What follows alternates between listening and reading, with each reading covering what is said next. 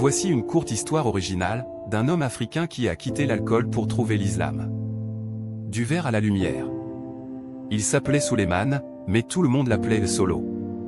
Dans son quartier, il était connu pour sa joie bruyante, sa démarche instable, et son verre toujours à la main. Il buvait pour oublier, mais il ne savait plus vraiment quoi. Chaque soir, il s'installait devant une boutique, écoutait la musique, et riait fort.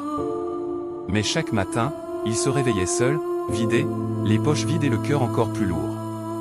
Un jour, alors qu'il était allongé dans la poussière après une nuit trop longue, un vieil homme s'approcha de lui. Il ne le gronda pas. Il lui tendit juste un petit pain et une bouteille d'eau en disant : « Mon fils, Allah ne regarde pas où tu es tombé, mais où tu veux aller. » Ces mots frappèrent Souleymane comme un éclair. Personne ne l'avait appelé mon fils depuis la mort de sa mère. Ce jour-là, il décida de ne pas boire. Le lendemain non plus. Et les jours suivants furent un combat, mais il tenait bon. Il commença à fréquenter la mosquée, d'abord de loin. Puis, un jour, il y entra. Il ne connaissait pas les sourates, ni les ablutions. Mais il connaissait la honte et le regret. Un imam l'accueillit avec douceur, lui offrit un Coran, et lui dit : « Ne cours pas, avance lentement. Allah t'attend depuis plus longtemps que tu ne l'imagines. » Les mois passèrent.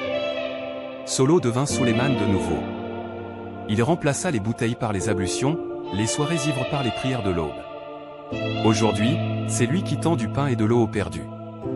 Et quand on lui demande : « Comment as-tu changé ? » il répond simplement : « Ce n'est pas moi. C'est Allah qui m'a relevé. Moi, j'ai juste dit : j'en ai assez. »